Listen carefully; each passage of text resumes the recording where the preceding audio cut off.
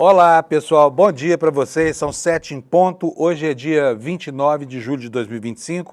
É o antepenúltimo dia de um mês muito complicado para o Brasil e é também, né, o início aqui do miolo de uma semana especialmente tensa para nós por causa do tarifaço contra o Brasil. Até agora, houve o anúncio do Trump, a diplomacia brasileira tentou de todas as formas, o vice-presidente da República tenta a interlocução com o secretário de Negócios dos Estados Unidos, mas não há oficialmente ainda um canal aberto que possa resolver o problema, né?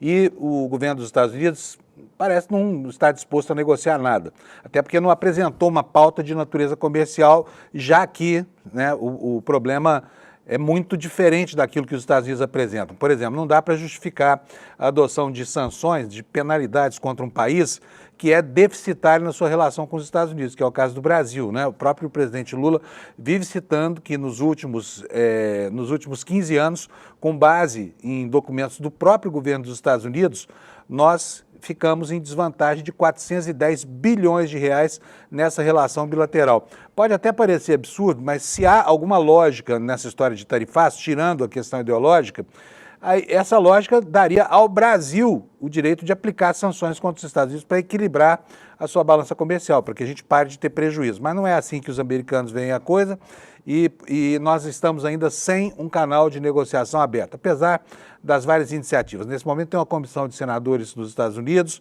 nós temos o vice-presidente tentando de todas as formas encontrar esse canal de negociação, mas até agora não há ainda uma perspectiva de mudança de posição do governo americano.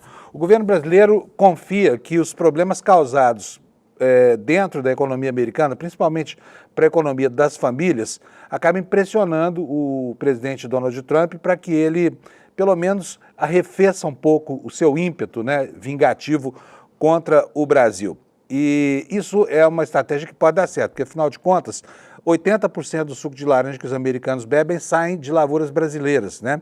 E o café também, uma boa parte do café que os americanos vão tomar agora de manhã saiu de fazendas brasileiras diretamente para a mesa da população americana. Então, há uma chance de que esse segmento, que é tão importante para eles, né? E para nós é importante também, mas não é tanto assim, viu? Depois eu vou dizer para vocês por quê. Tudo bem que o Brasil, que os Estados Unidos são um dos principais destinos no planeta para algumas commodities produzidas aqui, como por exemplo a soja, né? Mas há outras questões no meio disso tudo que tornam muito intrincado enxergar o que vai acontecer na sexta-feira. E só lembrando, daqui para sexta-feira faltam, olha, o dia de hoje, quarta e quinta, e vem sexta. Então são 3 dias ainda que antecedem o tarifaço. Como um mês inteiro já se passou e até agora não se conseguiu nenhum canal de negociação, não se sabe o que poderá acontecer nas próximas 72 horas, né? Um prazo que para o bolsonarismo é determinante.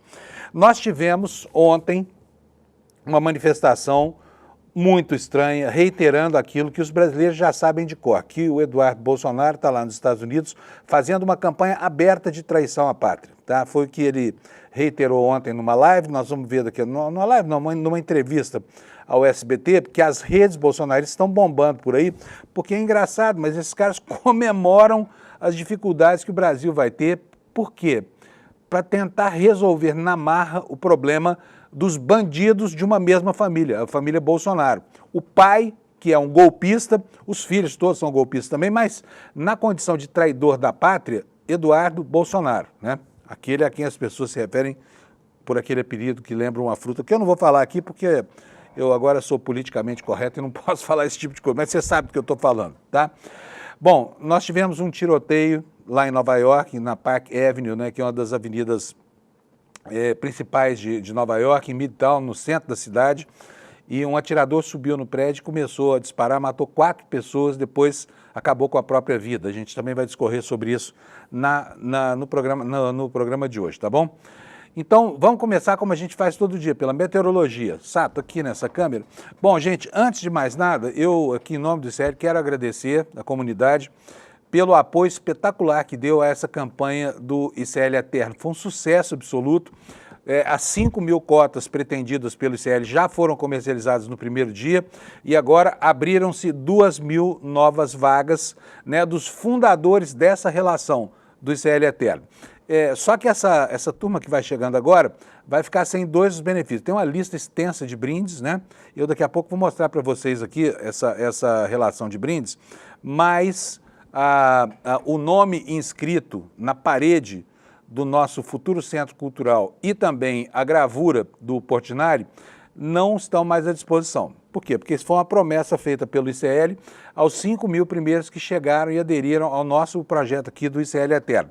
Então agradeço muito a atenção de vocês, quero aproveitar o comecinho do programa aqui para já chamar a sua atenção, você que tentou fazer a inscrição e não conseguiu, pode tentar agora, porque agora a internet está tranquila, você com certeza vai conseguir, tá bom? É só vir aqui nesse link aqui, olha, despertaicl.com.br, você vai lá e faz sua inscrição, vira sócio remido aqui do ICL e vai para sempre poder participar com a sua família de todos os cursos, inclusive as pós-graduações e inclusive as pós-graduações para o estrangeiro. Então, se você, por acaso, não participou da primeira etapa dessa campanha, saiba que os benefícios ainda estão aí ao seu alcance, menos dois deles que são justamente a inscrição do nome na parede do Centro Cultural do ICL e também a gravura do Portinari, porque essa gravura ela tem uma numeração sequencial, vai até 5.000 e acabou. Quem ganhou, ganhou, quem não ganhou, não ganha mais, né? É um belíssimo presente que o ICL está dando aqui para as pessoas que apoiaram de cara essa nossa promoção. Mas olha, tem muitos outros brindes. Eu quero que o Sato ponha minha tela no ar aí, porque eu vou mostrar para vocês. Olha só, quem chegar agora está ganhando. Não vai ter o nome na parede, não vai ter a gravura.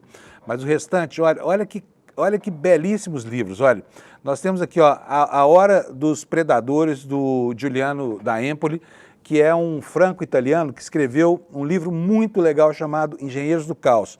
As obras desse cara são muito importantes para quem pretende entender essa realidade fluida dos nossos tempos, tá? E também temos um outro brinde aqui, que é Como as Democracias Morrem, do Steven Levitsky e do Daniel Ziblatt, né? Estão entre os brindes disso aqui. Tem muitas outras coisas, olha. O Animal Social, do Elliot Aronson, Sustentabilidade e Cuidado, O Paradoxo da Escolha, do Barry Schwartz, né? Tudo isso aqui para que você venha fazer parte desse projeto que será o responsável nos próximos anos, entre outras coisas, e principalmente pela manutenção desse espaço dedicado ao jornalismo completamente livre e atrevido, até diria eu, que o ICL faz, tá bom? Eu fico muito feliz de estar aqui nesse momento da história, porque olha, é super importante construir isso que a gente pode hoje vislumbrar no Brasil como uma espécie de esfera pública, na definição do Habermas, né? Que é algo que não pertence ao dono da empresa, que é a opinião, que aqui é livre, e que se insere no contexto da sociedade, porque tem uma utilidade inquestionável, tá bom? Então, se você quiser se associar a essa empreitada, tem mais 2.000 vagas abertas para esses pioneiros, né? E está aqui, olha, despertaicl.com.br, é só você entrar nesse link aqui e fazer a sua inscrição. Isto posto, vamos começar aqui o noticiário, como sempre, pela meteorologia. Está aqui o mapa do Instituto Nacional de Meteorologia e olha, vocês veem que hoje está todo colorido o Brasil aí, né? Diferente dos últimos dias. Essa aqui é a previsão do tempo da manhã de hoje. Mas antes dela, eu vou vir aqui nos avisos meteorológicos, porque olha, hoje tem dois aqui, ó, declínio de temperatura e ventos costeiros. Ventos costeiros é assinalado aqui na cor laranja, que significa perigo. Então, atenção pescadores, atenção surfistas, atenção banhistas. Hoje é perigoso ir à praia, hoje é perigoso praticar surf, tá? Hoje é perigoso sair para mar aberto, porque tem ventania por aí, ventania que pode chegar a 110 km por hora. É muito forte essa força, né? Essa força do vento. Já houve anteontem aqui, aliás, ontem, durante o dia inteiro, ventou muito aqui em São Paulo, né? E nós tivemos mais de 100.000 residências com a luz cortada. Por quê? Porque os fios da Enel balançam, os transformadores explodem e as pessoas ficam horas e horas sem receber assistência dessa porcaria da Enel, que é a nossa distribuidora de energia elétrica aqui em São Paulo. Aliás, a Enel está num processo de renovar a concessão aqui e está tentando provar aquilo que a opinião pública realmente não entende em São Paulo, que é que ela investiu demais, contratou 1.200 pessoas e que está apta agora a prestar o serviço que a sociedade esperava dela, para trás, né? Porque quando as árvores começaram a cair no meio do ano, a Enel simplesmente desapareceu. Teve gente que ficou uma semana sem luz em casa e a empresa sequer atendia as ligações. E quando atendia, ainda fazia previsões que acabavam não se confirmando ao longo do tempo. Muito difícil, é uma porcaria. E eu preciso ressaltar aqui que os inteligentes brasileiros do programa de privatizações poderiam ter nos livrado desse negócio, sabe? Porque é uma empresa estatal, a Enel, é uma estatal italiana. É uma estatal italiana privatizando um serviço terceirizado pelo Estado brasileiro. Não te parece estranha essa relação? E ainda que nós fôssemos a Itália, né, onde existe uma pressão de opinião pública efetiva, não se justificariam os prazos que a Enel leva para devolver o mínimo de conforto à população, que é a volta da energia elétrica depois de algum evento meteorológico importante, tá bom? Olha, nós temos hoje aqui, olha, informações aqui sobre essa ventania no portal do G1, antes de passar a previsão. Ventania arranca telhado da casa, derruba árvores sobre carros, mais de 100 mil imóveis, como eu falei, sem luz em São Paulo, né? Não tivemos ontem, tivemos uma chuva fraca, não tivemos aquelas chuvas torrenciais que começam aqui em setembro, mas tivemos uma boa chuvarada de manhã, depois o tempo abriu, o dia ficou bonito, né? Prenunciando a chegada do frio, né? O que diz essa matéria aqui, ó? Vídeos enviados para a Globo registraram o momento em que o telhado de uma casa foi arrancado em São Bernardo. Segundo o boletim da Enel de ontem, 19h41, 116.114 imóveis, 144 imóveis ficaram sem o abastecimento de energia em São Paulo, né? Às 18h11, portanto, uma hora e meia antes, eram 119.498, quase 120 mil domicílios sem energia elétrica, o que afeta uma população de cerca de 600 mil pessoas, tá? Vamos voltar aqui para o nosso mapa da previsão para a gente ver como é que está o tempo no Brasil. Olha, hoje, diferentemente dos dias passados, nós temos aqui só o centrinho aqui, olha, da pré-Amazônia, Amazônia Legal e o Cerrado Brasileiro, hoje livres de chuva, tá? O dia vai estar lindo nesses locais. Na faixa amarela mais escura existe aqui surgimento de nuvens, né? E nessa faixa verde aqui, chuva. Teremos também declínio da temperatura, olha, chuvas, muitas nuvens concentradas aqui no litoral do Espírito Santo, no litoral do Rio de Janeiro, e aqui no Rio Grande do Sul, olha, o sol voltando, mas com temperaturas invernais, né? A mínima durante a madrugada em Porto Alegre foi de 10 graus, a máxima será de 15 graus. Em Florianópolis, muitas nuvens com 17 graus de máxima, dia frio, 13 graus de mínima. Curitiba, capital mais fria do Brasil, fazendo jus aqui ao bordão. Por quê? Nuvens, temperatura máxima de 15, agora sabe qual foi a mínima durante a madrugada lá? 5 graus, está congelando lá. Então o paranaense sai de casa bem agasalhado aí, porque hoje vocês não vão ver calor nenhum. E aqui em São Paulo, a mínima foi de 10 graus Celsius durante a madrugada, a máxima será de 18 graus, um dia que todo mundo vai ficar com os casacos o dia inteiro. Como eu disse lá no Rio de Janeiro e no Espírito Santo, do Rio até a Vitória, ocorrência de chuvas e de nevoeiro, né? Por isso aqui o mapa do INMET colore essa parte do território com a cor cinza, né? Recomendando aqui que fiquem longe das praias, porque vai ter ondas gigantes e tudo mais, tá bom? Vamos ver qual é a temperatura em Campo Grande. Campo Grande também fria pra caramba, 20 graus de máxima, 10 graus de mínima durante a madrugada. Belo Horizonte com 26 de máxima, quentinho, né, e 16 de mínima, portanto a capital dos mineiros está fora dessa friaca toda. Goiânia, temperatura variando de 16 a 30 e Brasília de 14 graus a 30 graus Celsius. Essas são as informações da meteorologia.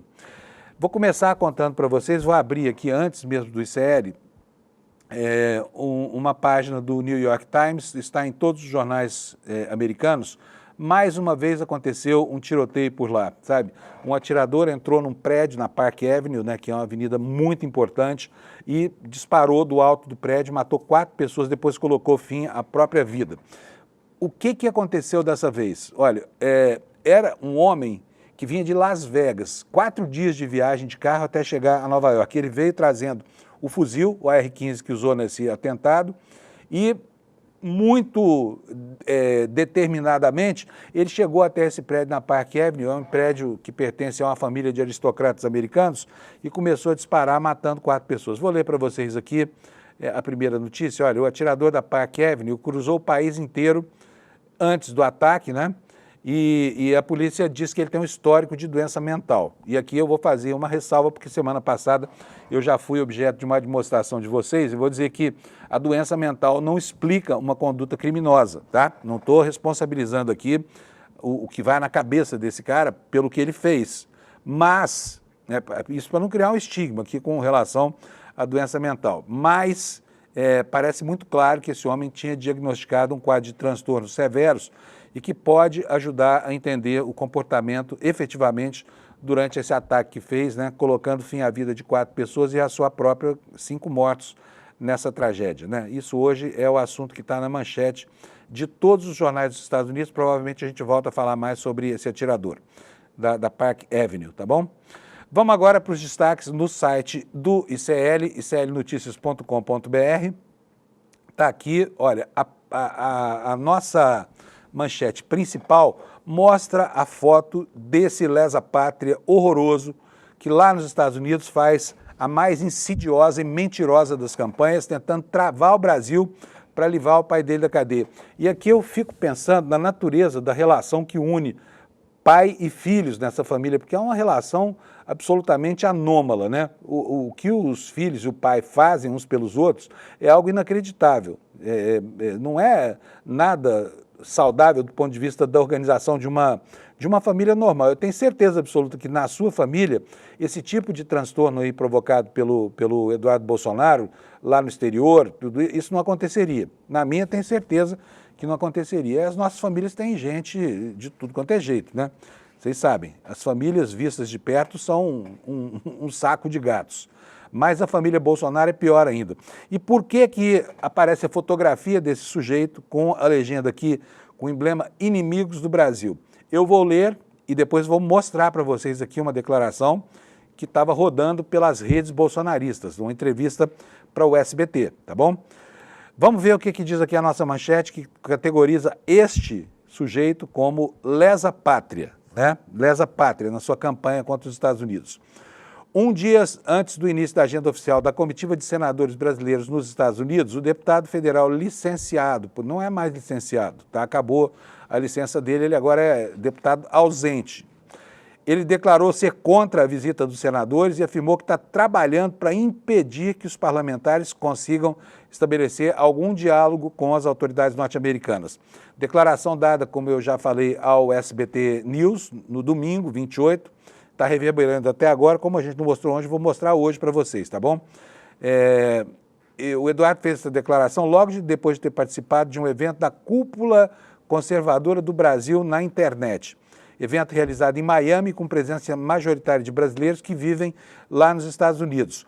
O encontro contou ainda com quem? Com os estrupícios lá. Paulo Figueiredo, né, golpista brasileiro que está se escondendo da justiça por causa do tamanho da sua folha corrida aqui no Brasil, né, e Alan dos Santos e Companhia Limitada. Durante essa entrevista, o deputado criticou a missão de 8 senadores brasileiros. Olha só como é que é a coisa. É óbvio que ele está lutando pelo contrário, mas as manifestações dele tornam essa participação inequívoca, a ponto de a gente ficar aqui pensando que um dia esse cara vai tentar voltar para o Brasil. O que ele vai fazer nos Estados Unidos? Vai fritar bife de hambúrguer lá na chapa? Porque está com as contas bloqueadas, né? Ele disse que a mulher também estava, mas o Supremo Tribunal Federal disse que não está, tá? Não está a mulher dele não está com conta bloqueada, não. Mas vamos lá. Durante a entrevista, o deputado Eduardo Bolsonaro criticou a missão de 8 senadores brasileiros que nesta semana cumprem a agenda de 3 dias em Washington para buscar reverter as medidas comerciais e diplomáticas tomadas pelos Estados Unidos contra o Brasil. Por exemplo, como a suspensão dos vistos das autoridades brasileiras. Vocês já repararam, inclusive, que ninguém está se importando muito com isso, né? Me parece que nenhum dos ministros tinha agenda por lá ou queria levar, sei lá, os netos na Disney, nada disso. Então, esse é um prejuízo de menor monta, mas não de menor gravidade, porque isso diz respeito à lesão de um direito estabelecido na Constituição e mais grave ainda, né?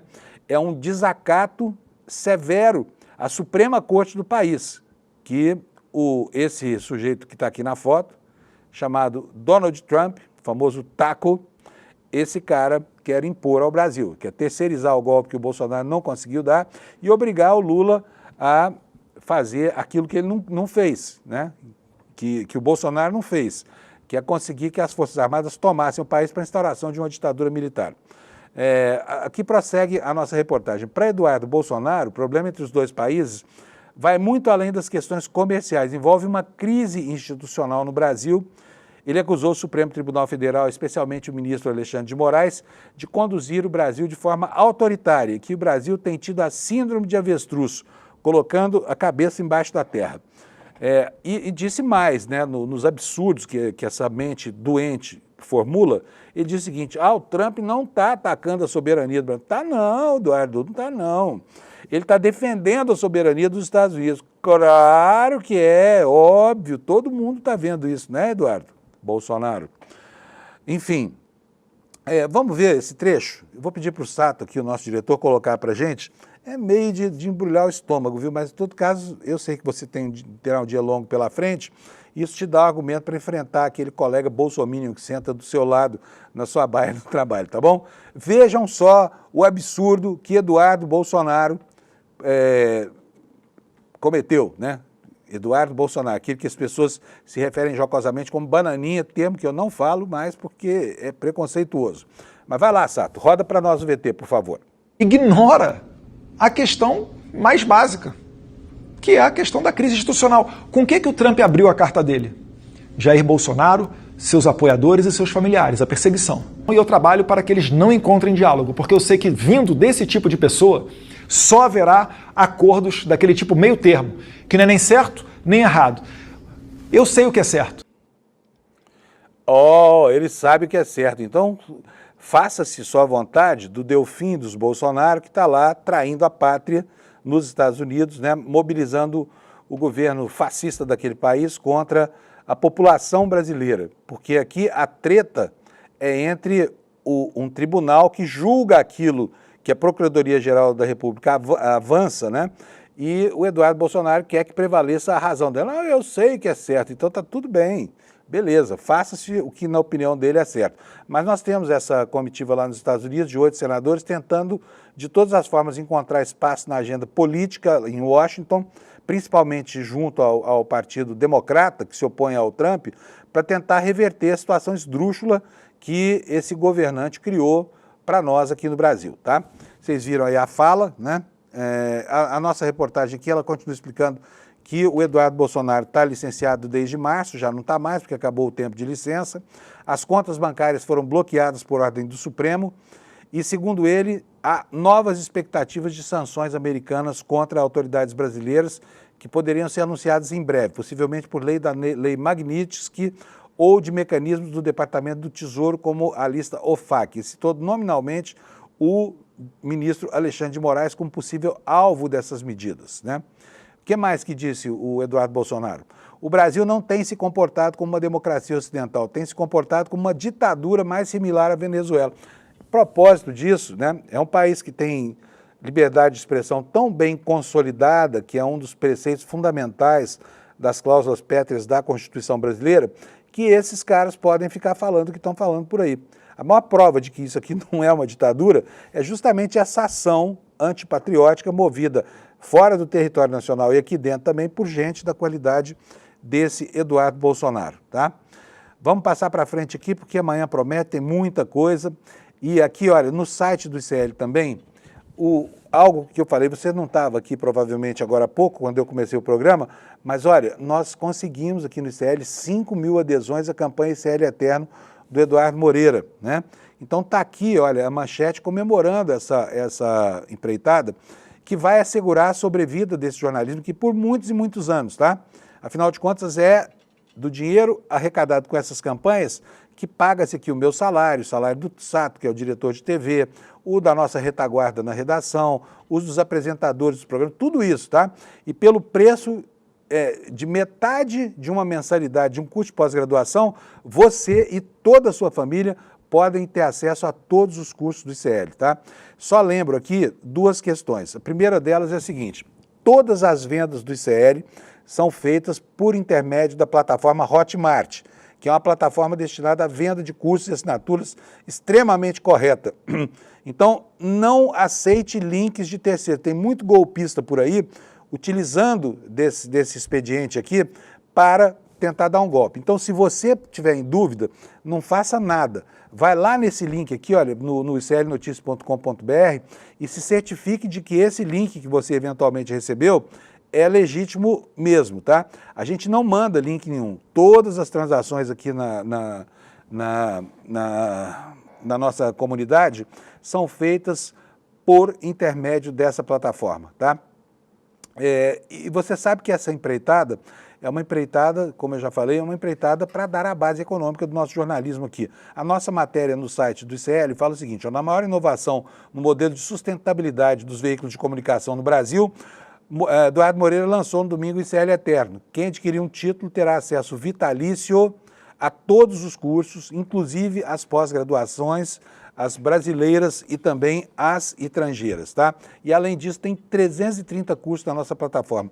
Quer aprender Excel? Tá lá. Quer aprender sânscrito? Não sei se está lá ou não, mas mandarim tá? Mandarim tá. Italiano tá, inglês tá, tem tudo que você quer. 330 cursos disponíveis para todo mundo da nossa comunidade e especialmente para aqueles que vierem por meio dessa campanha do ICL Eterno, esses terão acesso a tudo. Dá para planejar uma vida em que você não descansará. Você fará um curso desse por mês e você terá cursos até o fim da sua vida, tá bom? Aqui, olha, a foto da maquete do Centro Cultural do ICL, né? Um projeto de Oscar Niemeyer e, enfim, isso aqui já está assegurado pela participação voluntária de vocês, tá bom? Agradeço, então, em nome do ICL. Vamos prosseguir aqui com o noticiário, falando mais sobre o tarifaço.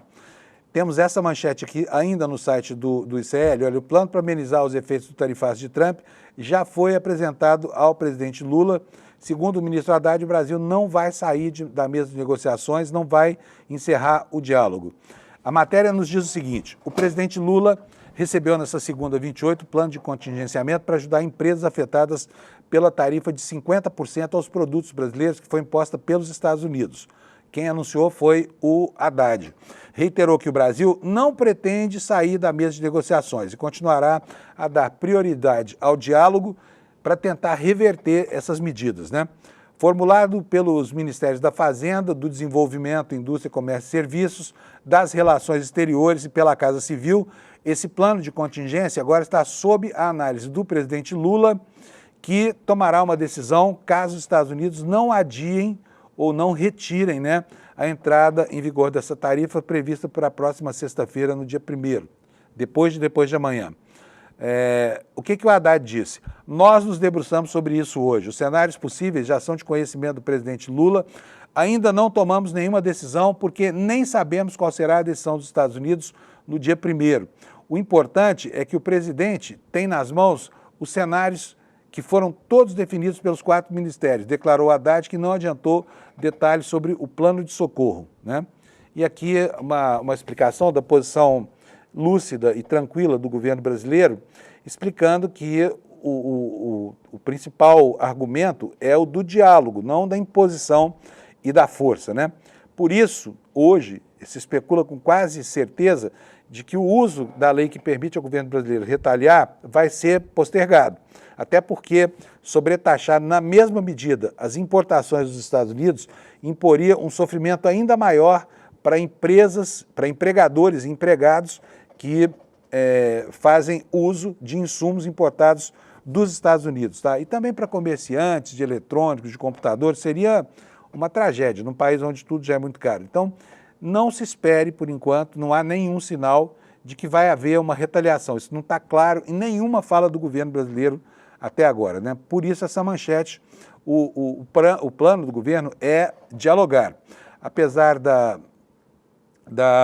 de todas as trocas desiguais, aliás, de agressões, o Haddad informou que o governo brasileiro continua a dialogar e pretendendo ampliar o diálogo com os Estados Unidos. E o vice-presidente e ministro do Desenvolvimento, Geraldo Alckmin, informou que o governo brasileiro está tendo diálogos com reserva com o governo dos Estados Unidos. Eu quero achar aqui uma reportagem do G1 que fala para a gente sobre o que é que está aqui. Já achei, está aqui na minha frente. Olha só, o Lula, o presidente, tem sido castigado nas redes sociais pela direita numa campanha infamante que não está pegando. Eles agora perderam o pé, né, do controle da opinião na internet, e o Lula está buscando contato com o presidente dos Estados Unidos. Mas não adianta nada passar pela humilhação de tentar uma chamada e não ser atendido, né? Então, daí essa manchete no site do G1. Lula está disposto a ligar para Trump para negociar o tarifaço, mas só tem um porém, tem que ser atendido, que é o básico, né? Vamos ver do que trata essa matéria? Vamos lá, vou abrir aqui para vocês, para que a gente possa saber aqui o que foi que o G1 levantou. A Hyundai, que me perdoe, mas comerciais aqui não são bem-vindos, tá? O presidente Luiz Inácio Lula da Silva está disposto a conversar diretamente com o presidente dos Estados Unidos, Donald Trump, sobre o tarifaço anunciado contra produtos brasileiros. Segundo interlocutores do Palácio do Planalto, ele não se opõe ao diálogo, só que avalia que a conversa só vai acontecer se o Trump atender pessoalmente a ligação, porque senão é humilhação, né? E a gente sabe o que o Trump faz. Então, não seria novidade para ninguém que ele, né, produzisse essa descortesia de deixar na linha, sem ser atendido, um presidente de um país tão importante para o Brasil, muito mais um país que tem sido um parceiro muito leal dos Estados Unidos ao longo de centenas de anos, 2 centenas de anos, né? A matéria do G1 continua dizendo que a disposição de Lula ocorre após uma proposta feita por senadores brasileiros para que os dois líderes conversem. No entanto, o clima no Planalto é de pessimismo. A avaliação é de que a Casa Branca só vai abrir uma negociação após a entrada em vigor das tarifas, que está marcada para a próxima sexta-feira, como forma de quê? De aumentar o poder de barganha. Fontes do governo afirmam que os canais com a Casa Branca continuam todos fechados, como você lê aí na primeira linha desse texto. Apesar das tentativas de contato com o Departamento de Comércio, o Tesouro e outras áreas da administração norte-americana, o Planalto relata dificuldade para estabelecer uma ponte direta com o núcleo político do Trump. Um interlocutor direto de Lula afirmou que o Brasil seguirá aberto ao diálogo, mas frisou que há limites. A soberania, disse esse assessor, é inegociável. Segundo essa fonte, o governo brasileiro rejeita qualquer tentativa de interferência em decisões do Supremo Tribunal Federal ou em sistemas como o Pix, e que dirá de tentar desviar do curso um processo que ocorre absolutamente normal dentro das normas do devido processo legal. Tá? É o que diz aqui a manchete do G1. Na Folha de São Paulo, olha só, uma outra informação diz respeito ao mesmo problema. O governo do Lula está pedindo a exclusão de alimentos e da Embraer do tarifaço do Trump. O Haddad e o Alckmin apresentaram cenários, como eu já falei, nessa reunião de segunda-feira ontem, né, lá em Brasília. O que nos conta aqui o texto da Folha de São Paulo? Há 4 dias da aplicação da sobretaxa de 50% sobre os produtos brasileiros anunciada pelos Estados Unidos, o governo Lula negocia a exclusão de alguns itens do tarifaço de Donald Trump. Aqui eu acho engraçado quando a Folha coloca assim, ó, o governo Lula PT, porque se tem algo que o governo Lula não é exclusivamente petista, né?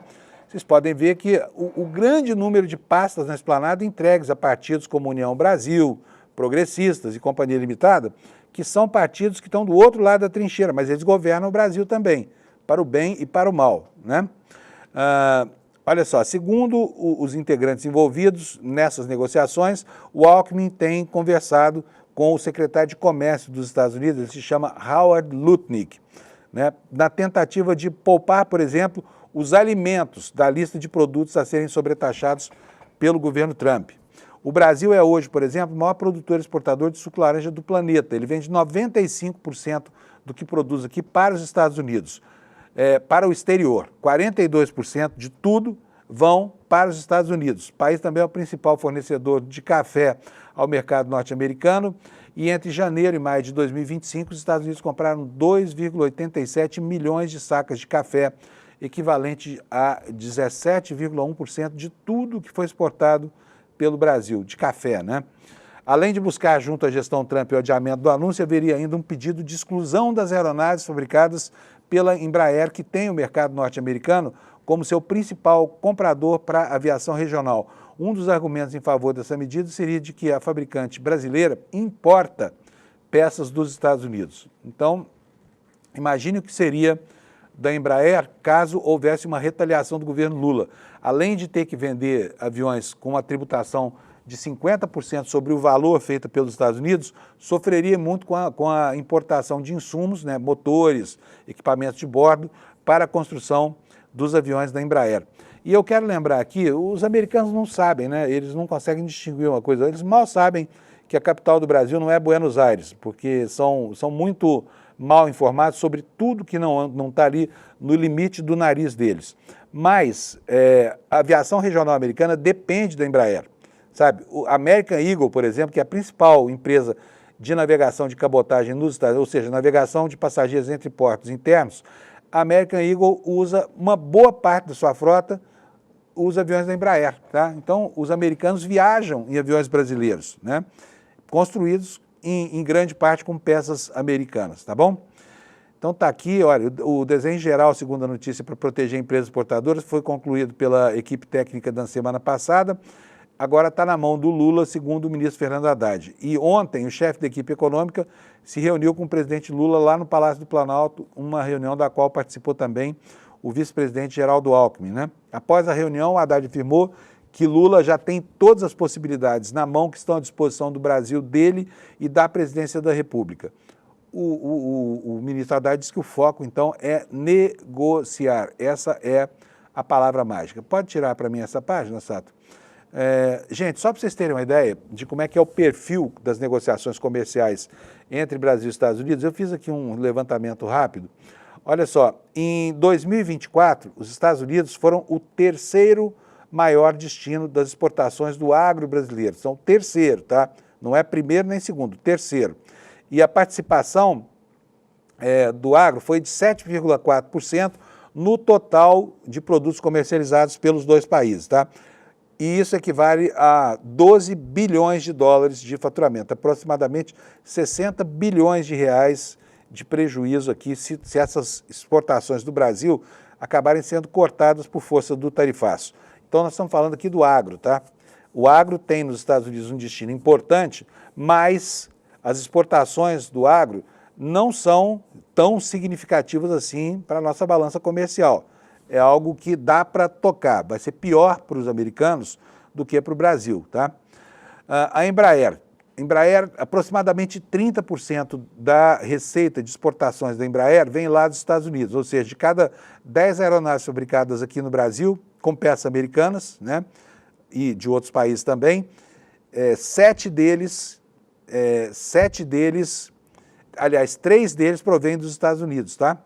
Então, de cada 10 aviões, 3 são vendidos para os Estados Unidos. E outras fontes indicam que os Estados Unidos respondem por 45% das exportações de jatos comerciais e 70% dos jatos da empresa, da Embraer. Esse é o perfil da relação entre Brasil e Estados Unidos. Também estamos buscando caminhos alternativos para esses produtos. Um dos casos mais graves é o caso da produção de manga, que está apodrecendo já nos pés, né, que tinha destino certo no mercado americano, mas é uma fruta que é altamente perecível. Então, se você desviar a rota de um navio, por exemplo, que está levando essa carga para a América, mandar ele lá para a Ásia, por exemplo, a manga vai chegar ruim. Então, é algo que precisa de solução, e não há solução no horizonte ainda. Mas temos aqui no Valor Econômico, essa manchete que nós vamos mostrar para vocês aqui, olha, a economia da Argentina, por exemplo, está melhorando, né? E aí, a despeito da rivalidade ideológica entre Lula e Milei, nós temos uma melhora nessa relação comercial, né? Aqui a manchete do Valor Econômico está dizendo que a Argentina está reabrindo o mercado para o Brasil. Exportações cresceram 55% no primeiro semestre e isso pode representar uma válvula de escape para o tarifaço do Donald Trump. Quem diria, hein? Nossos irmãos tão refratários aqui ao Brasil, né, que movem uma disputa ideológica gigante contra nós, sendo aí a nossa alternativa para esse momento, comprando os nossos produtos. O que nos diz o Valor Econômico? A ligeira melhora econômica obtida pelo governo de Milei e a valorização, em alguma medida artificial, do peso, tem impulsionado a retomada das exportações brasileiras para a Argentina. O movimento traz um alento ao setor externo brasileiro, que sofre com preços mais baixos de commodities e também com incertezas nas relações comerciais com os Estados Unidos. As exportações para a principal economia do planeta vinham crescendo nos últimos anos, ainda longe de ameaçar a hegemonia chinesa, né? Mas devem sofrer um baque com cada vez mais possível início das tarifas de 50% para produtos brasileiros anunciada lá pelo presidente Trump. Embora a pauta de exportações brasileiras para ambos os países tenha perfil menos dominados por commodity, com maior presença de produtos de maior valor agregado, economistas se dividem sobre a capacidade da Argentina de absorver parte da produção que normalmente seria direcionada para os Estados Unidos. Mas, entre janeiro e junho, as exportações da Argentina somaram 9,12 bilhões de dólares, e isso representa uma alta de 55% em relação ao mesmo período, dados compilados pela Secretaria de Comércio Exterior, a SECEX, do Ministério do Desenvolvimento lá do Alckmin, tá bom? Então, olha, nós temos aqui um mapinha dizendo aqui, ó, da retomada das exportações para a Argentina, né? Aqui, nessa linha vermelha, nós temos a China, como se vê, olha, a China bamburrou com essa crise, né? 2019 até 2024, ela vinha crescendo e agora em 2025 ela caiu um pouco, voltando aos níveis lá de 2021. Bom, isso posto, vamos para a próxima notícia aqui. Olha aqui, olha, manchete do Valor Econômico também. Lula está pedindo diálogo sobre tarifaço e defende a soberania em relação aos minérios. Por quê?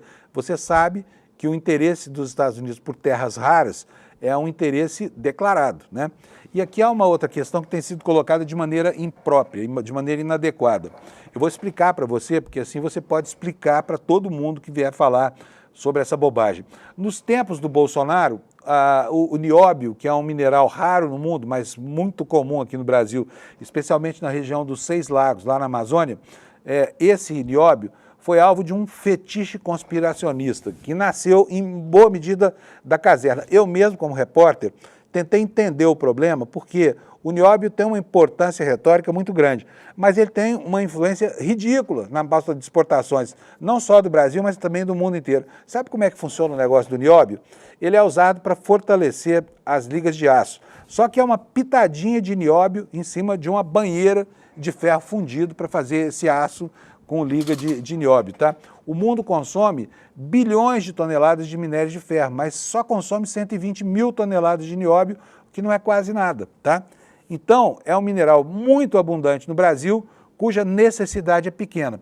Toda vez que alguém vier falar para você, o Brasil tem 90% do nióbio do mundo, a Austrália é um pequeno produtor, tal lugar... mas o problema é o seguinte, o nióbio não precisa de grande escala de produção. Por quê? Porque usa-se pouco para fazer ligas de aço. Então, qualquer pequena quantidade, e aqui nós estamos falando de pequenas quantidades, em relação ao número gigante, por exemplo, das exportações de minério de ferro. Estou aqui até perguntando aqui para o nosso guru aqui, para o ChatGPT, quanto é que o Brasil exporta de minério de ferro, para a gente ter uma ideia da importância do nióbio, tá? Para os Estados Unidos. Olha aqui a pergunta que eu fiz para ele aqui, ó. O Brasil exporta quanto de nióbio para os Estados Unidos? Exporta uma quantidade significativa de produtos siderúrgicos, incluindo ferro e aço, mas não é o principal produto de exportação do Brasil. O petróleo bruto ainda é o principal produto na nossa pauta de exportações. Longe de ser o nióbio, um mineral de importância estratégica, só que precisa de pouco. O Brasil tem muito, mas quando a oferta é muito grande, a procura é muito pequena, como você sabe, né? Amanhã eu trago aqui o dado sobre o perfil de exportação do nióbio, tá? Mas é um fetiche. Toda vez que alguém fala de nióbio e grafeno, fique atento, que é a terra plana se materializando ali sob a perspectiva da questão minerária, tá bom? Bom, olha só, Deltan Dallagnol. Vou trazer o assunto aqui para dentro do Brasil agora. Veja só, Dallagnol, aquele procurador, ex-procurador federal, né, que tentou um insight aí pela vida política, mas não rolou, ele agora vai ter que pagar a Lula. Por quê? Lembra daquele PowerPoint cheio de bolinhas e tudo mais da Operação Lava Jato? Pois é, aquilo ali vai render 135 mil reais de indenização a Lula, que terão que ser pagos pelo Dallagnol, tá? Vamos para a notícia aqui, olha. O Tribunal de Justiça de São Paulo determinou na última sexta que o ex-procurador-geral da República, o ex-procurador da República, Deltan Dallagnol, que foi coordenador da extinta Operação Lava Jato, pague em até 15 dias R$ 135.400 ao presidente Luiz Inácio Lula da Silva por danos morais na divulgação daquele PowerPoint para ilustrar a denúncia do triplex do Guarujá em 2016. O valor havia sido fixado em 75 mil pelo STJ em 2022, mas foi atualizado com correção monetária e aplicação de juros, e segundo a ordem de cumprimento de sentença expedida pelo juiz Carlos Brito Melfi, caso Dallagnol não cumpra o prazo de pagamento, ele pode receber ainda uma multa de 10%, vai ficar R$ 13.500 mais caro, né?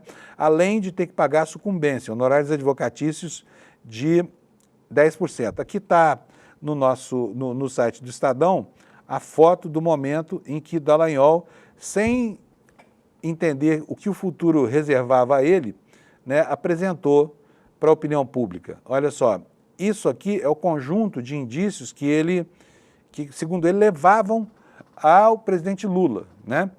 Então, enfim, ele cometeu um crime aqui, vai ter que pagar, porque enxovalhou a imagem do presidente da República quando ele estava aí no início do processo de consolidação das denúncias da Operação Lava Jato.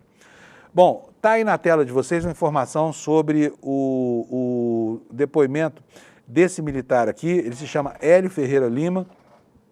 Ele tinha uma função muito importante lá no Supremo Tribunal Federal e foi ele quem produziu aquele documento chamado Operação Luneta. Esse documento teve uma divulgação paralela durante quando nós tomamos conhecimento aqui do que dizia a Procuradoria-Geral da República sobre a trama golpista. Esse foi um detalhe que foi pouco explorado. A gente aqui no ICL explorou bem, mas a importância dessa Operação Luneta, que era um projeto doidivanas desse sujeito aqui, do tenente-coronel Hélio, né? Esse plano era um plano de uma grande gravidade. E ontem, ao depor perante o ministro Alexandre de Moraes, ele confessou que fez sim o documento, só que disse que aquilo ele pegou uma ideia, cristalizou ali a ideia, botou a ideia no papel, que a intenção dele não era convencer ninguém de nada, apenas fazer uma análise prospectiva de cenários caso houvesse a confirmação da fraude eleitoral, que só mesmo os militares brasileiros e os malucos bolsonaristas do PL é que achavam que tinha alguma consistência, porque todo mundo achava que aquilo era mesmo só uma campanha infamante, tá? Vou ler para vocês aqui a notícia sobre esse depoimento no site do ICL. Ela nos dá conta do seguinte: o tenente-coronel Hélio Ferreira Lima afirmou ontem ao Supremo que o documento encontrado pela PF, que previa a prisão de ministros da Corte, foi produzido em um trabalho de inteligência da 6ª Divisão do Exército em Porto Alegre. O militar era um oficial de inteligência, disse que precisava pensar em cenários para a utilização do Exército caso fosse identificada uma fraude nas eleições presidenciais de 2022. Ele disse o seguinte: se amanhã sair um relatório ou um pronunciamento falando, atenção, teve fraude sim, em referência àquela alegação de fraude nas urnas, né? Eu não poderia deixar meu comandante ser surpreendido. Tem que ter alguma coisa para que a gente comece a discutir com o Estado-Maior, disse esse tenente-coronel golpista. O documento foi encontrado em um dos pendrives apreendidos com o tenente-coronel durante busca e apreensão no último ano.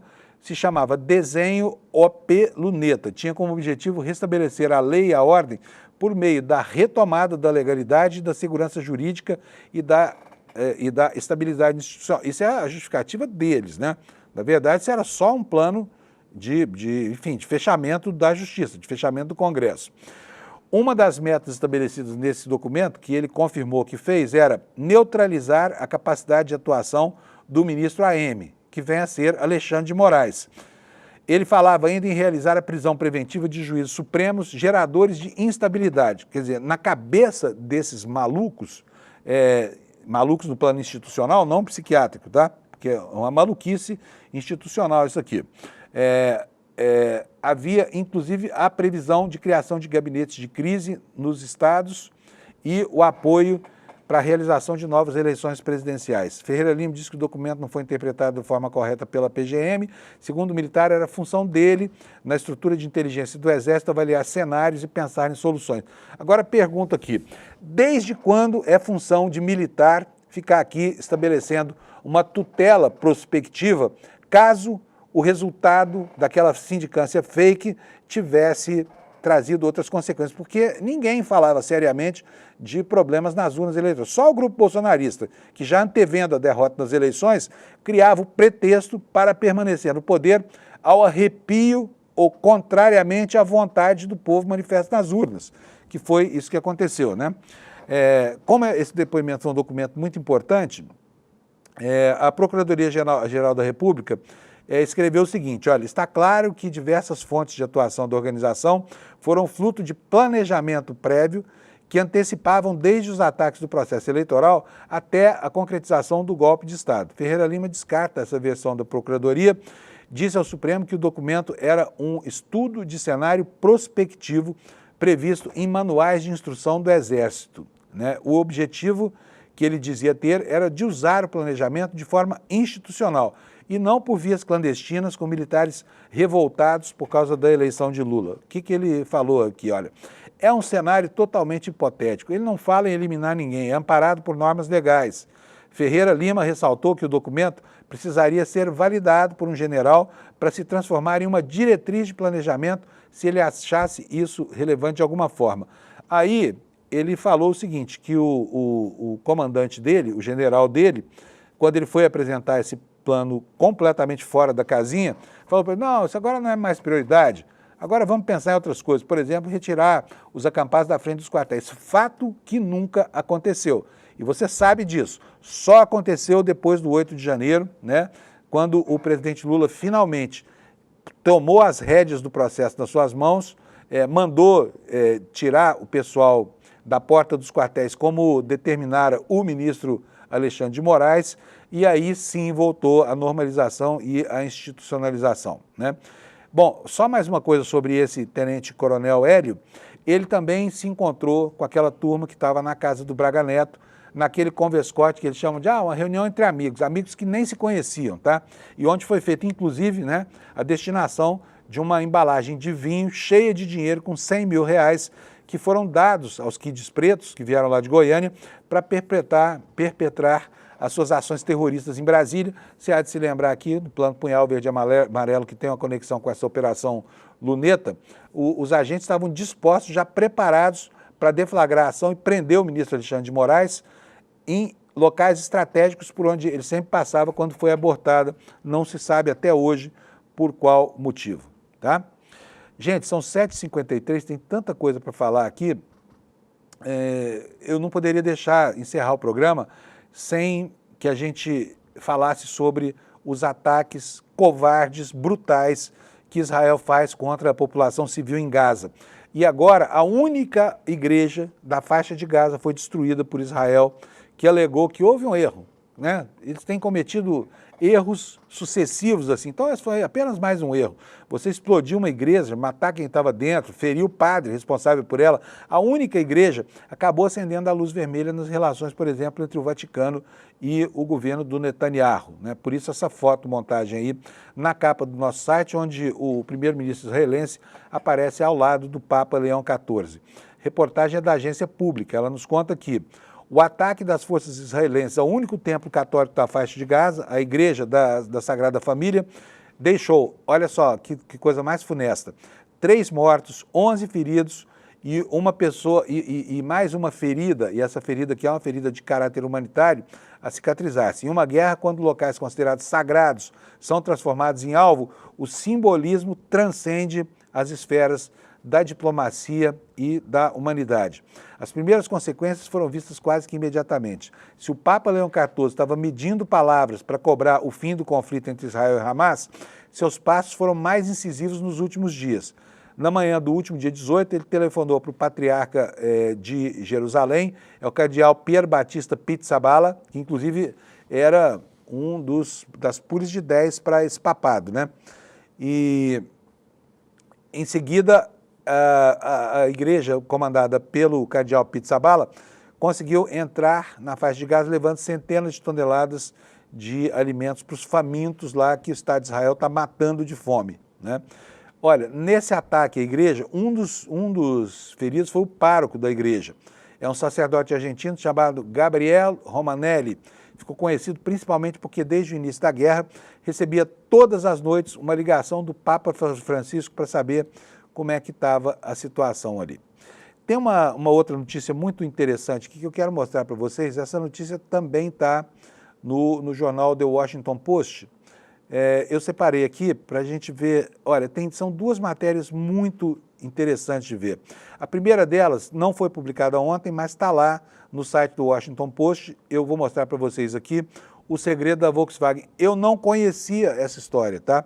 Uma fazenda no interior da Amazônia que na década de 70 tratou trabalhadores como serviçais escravizados. E sabe de quem era essa fazenda? Da Volks, né? A Volks, empresa que já admitiu e até se desculpou por ter apoiado a ditadura brasileira, agora nós ficamos sabendo que ela tinha em plena Amazônia, lá no norte do Tocantins, uma base que era uma fazenda de criação de gado, né, que escravizava trabalhadores nos anos 70, quando os governos da ditadura se puseram a colonizar, meio que na marra, a floresta amazônica, trazendo os problemas que até hoje existem por ali, né?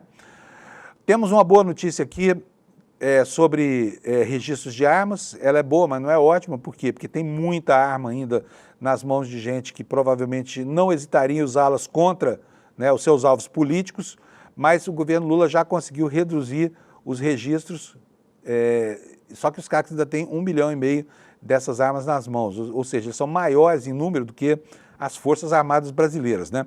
E a matéria nos diz que a política de desarmamento, que era a principal bandeira do governo Lula durante a gestão de Flávio Dino no Ministério da Justiça, agora teve o seu foco mudado para a PEC da Segurança Pública, mas ainda assim a quantidade de armas restritas diminuiu um pouco. Por quê? Por causa da dificuldade do registro, né? Olha, no primeiro dia, diz aqui a matéria, o governo Lula foi iniciado o revogaço, lá desde o primeiro dia. Desde 1º de janeiro de 2023, Lula determinou várias medidas para o controle efetivo das armas. Suspendeu a aquisição de armas pelos CACs, limitou a quantidade de armas e munições de uso proibido, concessão de novos certificados para a categoria, registros de clubes de tiro, definiu que o Estatuto do Desarmamento teria uma nova regulamentação, determinou a criação de um grupo de trabalho para regular as medidas em 60 dias, tá? No finalzinho, tem mais um minutinho, outra matéria aqui do Washington Post. Hoje eu li o jornal, com muito gosto, né?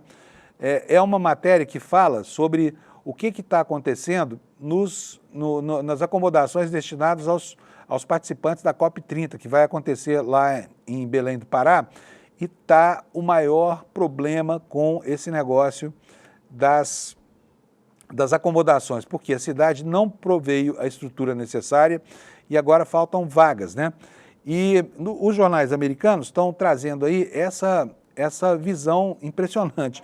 Eles descobriram que os motéis, que no Brasil são, né, casas de encontros entre casais e tudo mais, é que vão prover uma boa quantidade das vagas. Só que os motéis estão cheios de coisas eróticas, né? Banheiro em forma de coração, espelho no teto, enfim, toda aquela parafernália para que os casais se encontrem ali, tenham seus momentos de deleite, né? Ali naquele. Só que agora, para receber as autoridades americanas, os motéis estão passando por pequenas reformas, tá? Pequenas reformas para quê? Para garantir que os visitantes... Olha aqui, ó, tá aqui não é no Washington Post, é no New York Times, tá? Olha só, o que diz a manchete? Sato, põe no ar para a gente, por favor. Olha, barras de polidense e paredes pintadas com emblemas de oncinha. Os motéis do amor estão colocando públicos os seus apartamentos disponíveis para a Summit, para a cúpula da... Então, olha aqui a ilustração, né? Nesses quadros aqui que vai ficar hospedada a delegação dos países que vão participar da COP30, né? E aí a correspondente do jornal no Brasil, Ana Ionova, ela descreve esses quartos de motel de maneira muito curiosa, tá? Vai ter gente que vai chegar aqui e vai encontrar beliche em motel. Isso é uma coisa absolutamente inusitada no Brasil. Pessoal, de novo, vamos falar aqui, estamos no finalzinho. tivemos sucesso absoluto na campanha ICL Eterno. Vou até mudar a câmera aqui para o Sato mostrar para a gente aqui atrás. Olha só, foram 5 mil vendas que já aconteceram. E essas 5 mil vendas foram muito rápidas. O ICL, então, para acolher aqueles que querem participar, que querem virar sócios eternos, sócios remidos eternos aqui do ICL, com direito à venda do título depois e com direito ao usufruto de dezenas de brindes, livros maravilhosos, tudo isso que acompanha essa promoção, as pessoas pediram para abrir mais vagas. Nós abrimos mais 2 mil vagas para esse movimento de chegada aqui, tá bom? Então, se você não conseguiu participar do ICL Eterno ainda, entra aqui no despertaicl.com.br, assista a palestra que o Eduardo fez aqui apresentando seus produtos, faça sua inscrição e aí você vai receber, olha, todos esses brindes que estão aqui, olha, são 10 livros, né? Excelentes, de autores contemporâneos muito legais, tá? A diferença é que, desta vez, não haverá a gravura do Portinari, porque são só 5 mil cópias reprográficas, e também não haverá inscrição de quem entrar agora nas placas que vão ficar nas paredes do Instituto Cultural do ICL, tá? Então, despertaicl.com.br, vai lá, dá uma olhada, se você gostar, adira a essa campanha e você será para sempre um financiador da nossa atividade aqui no ICL. Boa terça-feira para vocês, a gente se encontra aqui amanhã às 7 para repassar o mundo nas próximas 24 horas. Tchau, bom dia, obrigado pela sua audiência. Título ICL Eterno, o documento que te comprova o seu vínculo vitalício com a maior comunidade de conhecimento independente do Brasil. Acesso ilimitado a todos os cursos e conteúdos. Participação vitalícia em todas as novidades que o ICL lançar. Apoio na construção dos nossos sonhos. Seu nome eternizado como apoiador do ICL. Não é assinatura, não é renovação. É conhecimento para você e para sua família para sempre. ICL Eterno, porque o conhecimento liberta para sempre.